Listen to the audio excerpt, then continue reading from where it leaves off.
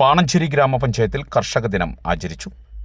മലയാള വർഷപ്പിറവിയായ ചിങ്ങം 1-നോടനുബന്ധിച്ചുള്ള കർഷക ദിനാഘോഷം പാണഞ്ചേരി ഗ്രാമപഞ്ചായത്തിൻ്റെയും കൃഷിഭവന്റെയും സംയുക്ത ആഭിമുഖ്യത്തിൽ തിങ്കളാഴ്ച നടന്നു.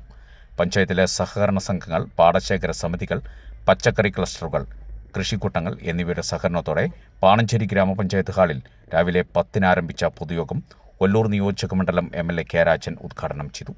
ഗ്രാമപഞ്ചായത്ത് പ്രസിഡന്റ് മിനു വർഗീസ് അധ്യക്ഷത വഹിച്ചു. Panchayat vice president KP Chackochan സ്വാഗതം ആശംസിച്ചു. ചടങ്ങിനോടനുബന്ധിച്ച് കാർഷിക മേഖലയിൽ മികച്ച പ്രവർത്തനം കാഴ്ചവെച്ച കർഷകരെ ആദരിച്ചു. മുതിർന്ന കർഷകനുള്ള പുരസ്കാരം ശ്രീധരൻ നായർ ഏറ്റുവാങ്ങി.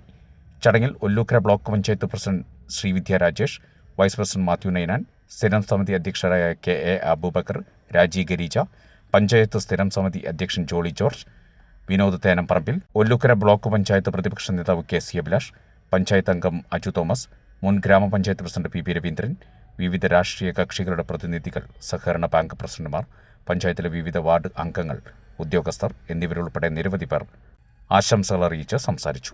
കൃഷി assistant director Ramya VM, panchayat secretary doctor Bindu TV എന്നിവരും ചടങ്ങിൽ പങ്കെടുത്തു.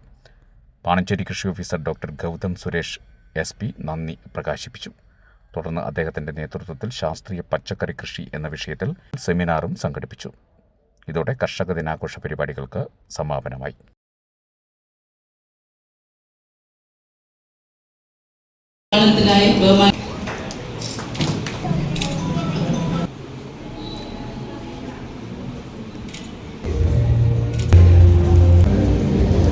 സമ്പന്നമായിട്ടുള്ളൊരു കാലത്തിന്റെ പഞ്ഞത്തിൽ നിന്ന്, വറുതിയിൽ നിന്ന് തളിരുകളെടുത്ത് മുന്നോട്ട് പോകുന്ന ഒരു കർഷക ജീവിതത്തിന്റെ ഓർമ്മ പുതുകലാണ് ചിങ്ങമൊന്നും, ചിങ്ങമാസത്തിലെ തിരുവോണവും അതിനോടനുബന്ധിച്ചിട്ടുള്ള എല്ലാ നടപടിക്രമങ്ങളും.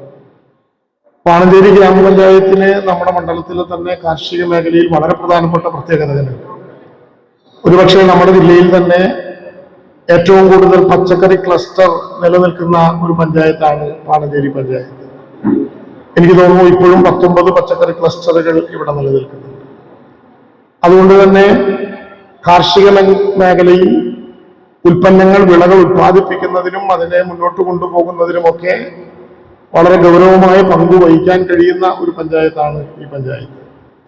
പാണഞ്ചേരിയിലെ വിവിധ സർവീസ് സൊസൈറ്റികൾ തന്നെ മൂല്യവർദ്ധിതമായിട്ടുള്ള ഉൽപ്പന്നങ്ങൾ ഉണ്ടാക്കി പൊതുസമൂഹത്തിന്റെ മുന്നിലെത്തിക്കും വിധം കർഷകരുടെ ക്ഷേമത്തിന് ശ്രദ്ധ ക്ഷണിച്ചുകൊണ്ടുള്ള ഒരു കാലമായി ഈ കാലം മാറട്ടെ എന്ന് ആശംസിക്കുകയാണ്.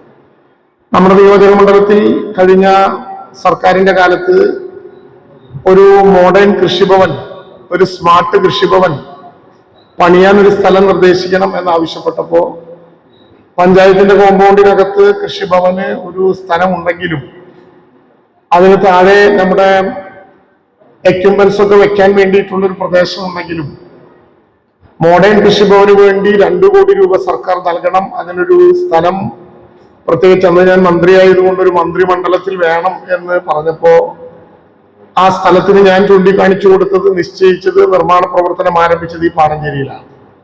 പാണഞ്ചേരി നമ്മുടെ ബസ് സ്റ്റാൻഡിലാണ് 2 കോടി രൂപ ചെലവഴിച്ചുകൊണ്ട് നിർമ്മാണം ആരംഭിച്ചിട്ടുള്ള കേരളത്തിലെ അപൂർവമായിട്ടുള്ള സ്മാർട്ട് കൃഷിഭവനുകളിൽ ഒന്ന് വന്നത് എന്നുള്ളത് കൃഷിക്കാരുടെ ഏറെ പ്രത്യേകതകളുള്ള ഒരു പഞ്ചായത്താണ് ഈ പഞ്ചായത്ത് എന്നുള്ളതിന്റെ ഏറ്റവും പ്രധാനപ്പെട്ട തെളിവാണ്.